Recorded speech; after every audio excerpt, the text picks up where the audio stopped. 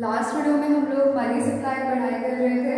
Money supply में हम measures of money supply तक पहुंचे थे एंड मैंने आपसे बोला था कि आपको नोट्स में जाके जो मेजर्स ऑफ मनी सप्लाई है उसके फॉर्मूलाज को या तो जस्ट चेक द फॉर्मूलाज। अगर आपने चेक किया होगा तो आपको 4 फॉर्मूलाज मिले होंगे in the name of M1, M2, M3 and M4। ये फॉर्मूलाज किस चीज के फॉर्मूला है? Measures of money supply.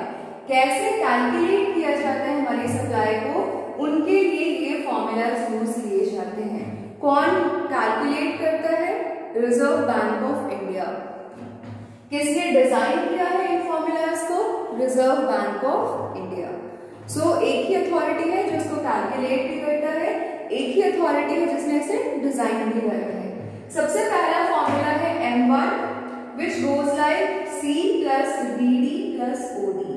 C, DD, OD इसके 3 वेरिएबल्स हैं। C का मतलब क्या है? कैश। कहां पे? Hand by the public. Public के पास जो कैश होती है, cash is basically the currency notes जो हमारे पास होता है, उसको हम आम बोलचाल की भाषा में कैश कहते हैं। So first variable of the first formula is cash held by the public. Second variable है DD। DD का फुल फॉर्म होता है डिमांड डिपॉजिट्स। कहां पे डिपॉजिट्स किए जा रहे हैं? कमर्शियल बैंक के पास। डिमांड डिपॉजिट्स कहां पे? कमर्शियल बैंक के पास। नेक्स्ट वेरिएबल आता है OD। OD is other demand deposits, लेकिन कहां पे किए जा रहे हैं? RBI के साथ। फर्स्ट जो फॉर्मूला है आपका M1 that is equal to C plus DD plus OD where C stands for cash held by the public, DD stands for demand deposit with commercial banks, OD stands for other demand deposits with RBI। ध्यान दीजिएगा, यहाँ पे भी demand deposit है और यहाँ पे भी डिमांड डिपॉजिट है। फर्क किस चीज का है?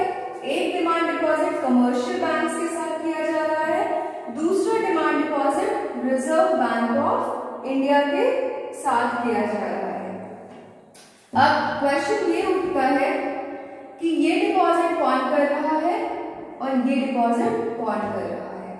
तो फर्स्ट थिंग, कमर्शियल बैंक के पास जो डिपॉजिट कर रहे हैं वो कौन है? पब्लिक।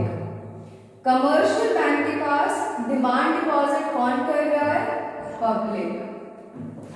लेकिन आरबीआई के पास डिमांड डिपॉजिट कौन कर रहा है? 3 ऐसी ऑर्गेनाइजेशंस हैं जो रिजर्व बैंक ऑफ इंडिया के पास अपना डिमांड डिपॉजिट करती है। पहली ऑर्गेनाइजेशन है फाइनेंशियल इंस्टीट्यूशंस। फाइनेंशियल इंस्टीट्यूशन का एग्जांपल हो जाएगा कोई भी बैंक। दूसरी ऑर्गेनाइजेशन है इंटरनेशनल फाइनेंशियल इंस्टीट्यूशन, जिसका एग्जांपल हो जाएगा वर्ल्ड बैंक और IMF। तीसरा ऑर्गेनाइजेशन जो है वो है फॉरेन सेंट्रल बैंक, जिसका example federal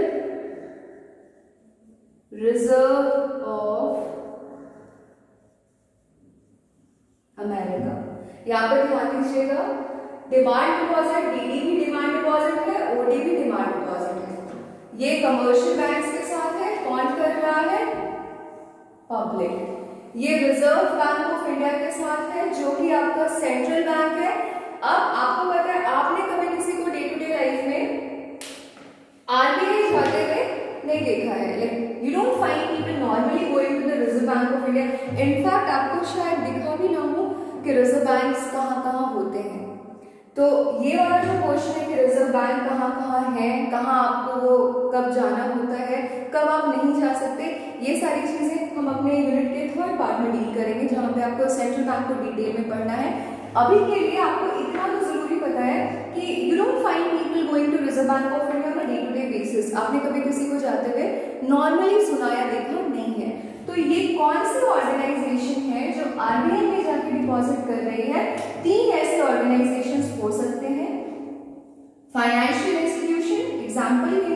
banks, international financial institution example world bank, foreign central banks मतलब सेंट्रल बैंक कहाँ का अदर देन इंडिया, जैसे इंडिया का सेंट्रल बैंक आरबीआई है, वैसे ही जो अन्य देशों के सेंट्रल बैंक्स हैं वो आके रिजर्व बैंक ऑफ इंडिया के पास अपना डिपॉजिट करते हैं। एग्जाम्पल के लिए अगर आपने याद रखना है तो अमेरिका के सेंट्रल बैंक का नाम है फेडरल रिजर्व ऑफ अमेरिका, जैसे इंडिया के सेंट्रल बैंक का नाम है रिजर्व बैंक ऑफ इंडिया, वैसे ही अमेरिका के सेंट्रल बैंक का नाम है federal reserve of America. So coming back to the formula 1, which is your M1. M1 stands with the equation of C plus DD plus OD. जहाँ पे C is cash held by the public, D is demand deposit done in commercial banks by the public, OD is other demand deposits done with RBI by the following organizations. Next जो formula आता है वो होता है M2. M2 में सबसे पहले जो आपने ऐड करना है दैट इज M1. तो ये तीनों जो कंपोनेंट्स हैं, ये तीनों जो वेरिएबल्स हैं वो ऑटोमेटिक यहाँ पे ऐड हो गए। उसके बाद आपको एक अलग जगह के सेविंग्स को ऐड करना होता है and that is post offices.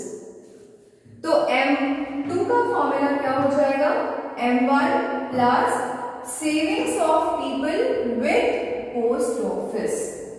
उसके बाद आता है M3. M3 में आपने क्या ऐड करना है, M1, ध्यान दीजिएगा यहाँ पे M2 नहीं है, द फॉर्मूला इज M2 में भी M1 ही ऐड करना है, M3 में भी M1 ही ऐड करना है। तो जब आप M1 ऐड करते हो तो ये तीनों कंपोनेंट्स ऑटोमेटिकली यहाँ पे ऐड हो गए। नया एडिशन किस चीज का करना है आपने, टाइम डिपॉजिट, किसका, पब्लिक का, कहां पे, कमर्शियल बैंक्स के पास। If you find any book, if you go to NCERT और something, you will find the formula written as M1 plus net time deposit. So net का मतलब होता है टोटल, आप टोटल भी लिख सकते हो, नेट लिखो टोटल लिखो, the meaning is exactly the same. So M3 का फॉर्मूला होता है M1 plus net time deposits, कौन कर रहा है, पब्लिक, कहां पे कर रहा है, कमर्शियल बैंक्स के पास। एंड लास्ट फॉर्मूला होता है मनी सप्लाई का M4, जिसमें आपने क्या ऐड करना है, M3। M3 जब आप ऐड करते हो तो ये वाला पूरा सेक्टर ऑलरेडी यहाँ पे आ गया। यहाँ तक के जितने कंपोनेंट्स थे मतलब C plus DD plus OD, M1 plus ये सारी चीजें आ गई। अब क्या आपको इसमें ऐड करना है, total deposits of people with post offices. दोबारा से क्या आ रहा है, post office, excluding NSA। Excluding का मतलब होता है subtracting, reducing. M4 is equal to M3 plus total deposits of people with post offices excluding NSA, where NSA stands for National Savings Certificate। अब यहाँ पे आप ध्यान दीजिएगा कि यहाँ पे M3 है, M2 नहीं लिया गया, क्यों, क्योंकि M2 में आप ऑलरेडी पोस्ट ऑफिसेस को ऐड कर रहे हैं। अगर दोबारा यहाँ M2 ले लेते तो रिपीट हो जाता, यहाँ पे भी टोटल डिपॉजिट है पोस्ट ऑफिस का, यहाँ पे भी टोटल डिपॉजिट है पोस्ट ऑफिस का। फर्क क्या है, यहाँ पे आप NSA को नहीं हटाते हैं और M4 में आप NSA को हटा देते हैं। एक बार फॉर्मूला आप यहाँ पे ध्यान से देखो, M1 is equal to C plus DD plus OD, M2 is equal to M1 plus savings of people with a post office, M3 is M1 plus net time deposits of public with commercial banks, and M4 is M3 plus total deposits of people with post offices excluding NSC, which is National Saving Certificate। ये हो गया आपका formula. ध्यान किस चीज पे देना है, किसके पास वो पैसा है, अगर बैंक्स है तो कौन सा बैंक है, कमर्शियल है कि सेंट्रल है। अगर डिपॉजिट है तो कौन सा डिपॉजिट है, डिमांड है या टाइम है। अब मैं जिन चीजों की बात कर रही थी आपके इन पॉइंट्स को ध्यान देना है, और उन पॉइंट्स के लिए हम एक अलग टॉपिक बना लेते हैं, that is variables of measures of money supply. जो मनी सप्लाई के मेजर्स आपने पढ़े हैं 4, उन मेजर्स के डिफरेंट फॉर्मूलाज में जो डिफरेंट वेरिएबल्स आपने ऐड किया है, उनमें से वो वेरिएबल्स जो आपके लिए नए हैं उनको आपने लाइक कंसेप्चुअलाइजेशन के पॉइंट ऑफ व्यू से एक बार पढ़ना है। तो सबसे पहले मैं राइट डाउन की कितने वेरिएबल्स आपको यहाँ पर मिले जो आपके लिए एलियन है, जो आपने आज से पहले नहीं पढ़ा हो या फिर आपको अभी इसका आइडिया नहीं है कि वो क्या है। सबसे पहला आ जाता है डिमांड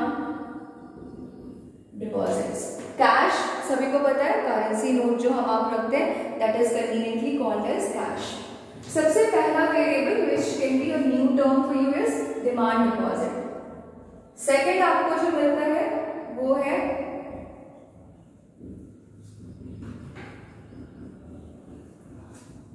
कमर्शियल बैलेंस। थर्ड आपको जो मिलता है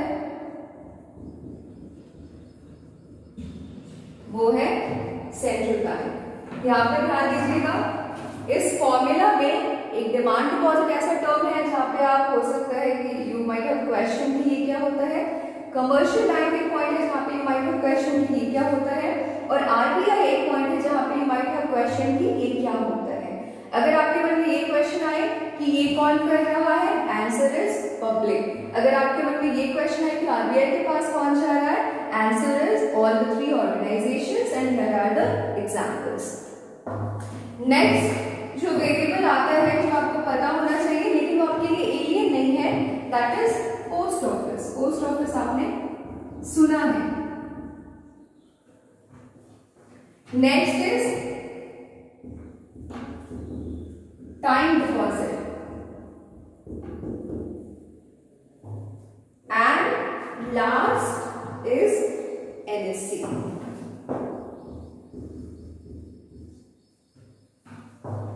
ये 6 ऐसे वेरिएबल्स हैं जो मनी सप्लाई के मेजर को करते वक्त आप एनकाउंटर करते हो, और इन वेरिएबल्स का प्रॉपर कंसेप्ट, प्रॉपर डेफिनेशन आपको पता होना चाहिए। Basically in your examination if you get a question from money supply, the question is not come like कि वेरिएबल्स को एक्सप्लेन कीजिए, क्वेश्चन ऐसा नहीं आता। बट अगर क्वेश्चन कुछ भी आए कि मनी सप्लाई को लिखिए ही, देयर इज नो पॉइंट आप डिमांड डिपॉजिट लिख रहे हैं लेकिन आपको पता नहीं कि डिमांड डिपॉजिट क्या है, so there is no point to that. Also if you like in future if you prepare for any examination other than your routine examination which is your board exam, अगर आप अपने routine board exam के अलावा किसी exam के लिए सोचते हैं तो वहां पे इन सारे कंसेप्ट्स का आपको फंडामेंटली बहुत यूज मिलता है। सबसे पहला जो कंसेप्ट है वो क्या है, डिमांड डिपॉजिट, और इसी के जैसा है एक टाइम डिपॉजिट। तो फर्स्ट ऑफ ऑल हम इसको डील करेंगे। डिपॉजिट कहां किए जाते हैं,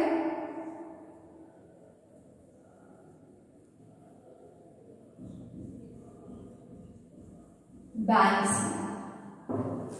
कौन से बैंक की बात हम यहां पे कर रहे हैं अभी, कमर्शियल या फिर सेंट्रल। ठीक है, अभी अगर आपको कमर्शियल और सेंट्रल बैंक का डिफरेंस नहीं पता है, don't worry, that is going to be our next segment. हमारा नेक्स्ट सेगमेंट यही होगा। अभी बस जब मुझे हायरार्की सेट करनी है, हायरार्की मतलब होता है ऑर्डर, जब मुझे ऑर्डर सेट करना है तो उस हायरार्की में I have to use the term. So if you fundamentally don't know the basic difference between commercial और central bank, is no need to worry, next segment में हम उसे स्टडी करेंगे। सो डिपॉजिट्स कहाँ किए जाते हैं, बैंक्स के पास। बैंक्स कौन कौन से बैंक्स हो सकते हैं, it could be your commercial bank और it could be your central bank. अब ये जो डिपॉजिट्स होते हैं वो 2 तरह के हो सकते हैं, एक जिसमें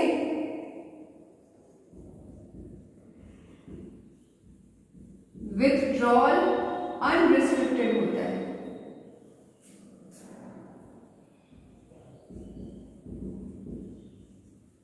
अनरिस्ट्रिक्टेड, रिस्ट्रिक्शन का मतलब होता है किसी भी तरह के नियम कानून या रोक का होना। अनरिस्ट्रिक्टेड का मतलब होता है जहाँ पे किसी तरह का रोक टोक आपको ना हो। विड्रॉल का मतलब निकासी। So if supposedly I am going to State Bank of India and I am depositing my money there, तो मुझे कभी ना कभी अपने पैसे निकालने होंगे।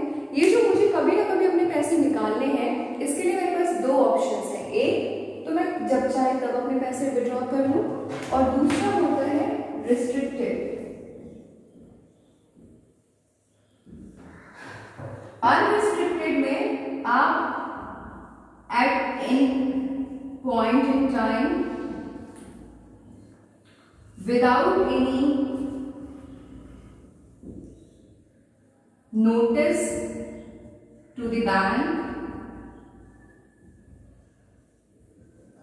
विड्रॉल कर सकते हैं। दो पॉइंट्स हैं। जब आपको विड्रॉल अनरिस्ट्रिक्टेड मिल रहा है तो आप जब चाहे तब विड्रॉ कर सकते हैं, और विड्रॉ करने से पहले आपको बैंक को किसी भी तरह की पूर्व सूचना देने की आवश्यकता नहीं होती है। So deposit which can be withdrawn at any point in time without giving any prior notice to the bank. ये जो डिपॉजिट है जहाँ पे आप क्या कर रहे हो, जब आपने डिमांड करा अपने डिपॉजिट से विड्रॉल का, आपकी डिमांड क्या हो रही है, पूरी हो रही है। There is no restriction, there is no bank formalities, कुछ भी नहीं है। आप गए, जब आपका मन करा आपने पैसे निकाल लिए। इस डिपॉजिट को हम बोलते हैं डिमांड डिपॉजिट। जब आपने डिमांड करा, आपको डिपॉजिट क्या किया, दे दिया गया। रिस्ट्रिक्टेड में क्या होता है, टाइम फिक्स्ड होता है। चूंकि टाइम फिक्स्ड होता है इसीलिए इसका नाम क्या रख दिया गया, टाइम डिपॉजिट। अब यहाँ पे एक क्वेश्चन है जो might come in your head कि डिमांड डिपॉजिट हम जब चाहे तब निकाल सकते हैं, और टाइम डिपॉजिट अगर मान लीजिए फिक्स टाइम है, एग्जाम्पल 5 इयर्स का, तो क्या हम 5 साल से पहले अपने पैसों को निकाल ही नहीं सकते? ऑफ कोर्स निकाल सकते हैं। This is your money, if you want it, if you need it. Supposedly अगर आपने 2018 में आपके पास प्रॉफिट हुआ और आपने पैसे सोचे क्योंकि मैं बैंक में जमा कर देता हूँ, टाइम डिपॉजिट करता हूँ, मैं आपने 5 साल के लिए फिक्स करा लिया। लेकिन 2020 में supposedly because of any accident और इलनेस आपको पैसों की आवश्यकता होगी, तो क्या ये रुपए आप नहीं यूज कर सकते या नहीं विड्रॉ कर सकते? ऑफ कोर्स कर सकते हो, because that is your money. Bank will not restrain you. Restrain करने का मतलब होता है एकदम रोक लगा देना। बैंक आपको रोकेगा नहीं कि आप अपने पैसे नहीं निकालिए। वो क्या करेगा, आपको जो इस डिपॉजिट पे मिलने वाला रेट ऑफ इंटरेस्ट था, जो कि आपका क्या होगा, प्रॉफिट। आप बैंक को अपना पैसा क्यों देते हो? बिकॉज आपको क्या मिलता है, रेट ऑफ इंटरेस्ट। जो रेट ऑफ इंटरेस्ट क्या होता है आपका, प्रॉफिट। तो अगर आप टाइम डिपॉजिट को टाइम से पहले ब्रेक करते हो, विड्रॉ करते हो, तो होने वाला प्रॉफिट आपका क्या हो जाएगा, कम हो जाएगा। लेकिन ऐसा बिल्कुल नहीं है कि आप पैसे विड्रॉ नहीं कर सकते। If you withdraw it after the maturity period you will have a full profit. If you withdraw it before the maturity period for any requirement, any reason, you will have lesser profit. लेकिन withdrawal की जो facility है, withdrawal का जो option है, वो आपके पास हमेशा अवेलेबल रहता है। So deposit, time deposit and demand deposit कहाँ किए जाते हैं? ये बैंक्स में। कौन कौन से बैंक्स, कमर्शियल और सेंट्रल।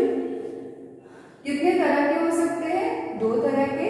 पहला जिसमें आपको विड्रॉल अनरिस्ट्रिक्टेड मिलता है, दूसरा जिसमें आपको विड्रॉल रिस्ट्रिक्टेड मिलता है। जिसमें विड्रॉल अनरिस्ट्रिक्टेड मिलता है उसको आप डिमांड डिपॉजिट कहते हो, which is your first variable. And जिसमें विड्रॉल आपको रिस्ट्रिक्टेड मिलता है उसको आप टाइम डिपॉजिट कहते हो। कैसे डिफाइन करोगे इन दोनों को? Demand deposit is a type of deposit where you can withdraw your money at any point in time without giving any prior notice to the bank.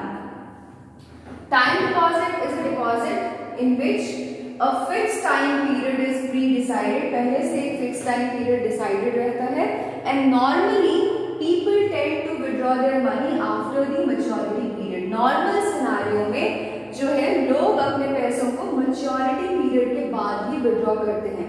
maturity period क्या है? जो फिक्स टाइम है उसको banking language में क्या बोला जाता है?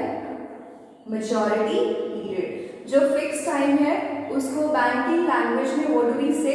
Maturity period. उसके बाद जो वेरिएबल आता है वो क्या है? Commercial bank and central bank.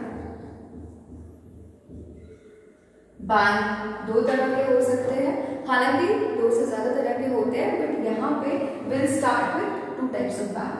पहला है कमर्शियल और दूसरा है सेंट्रल।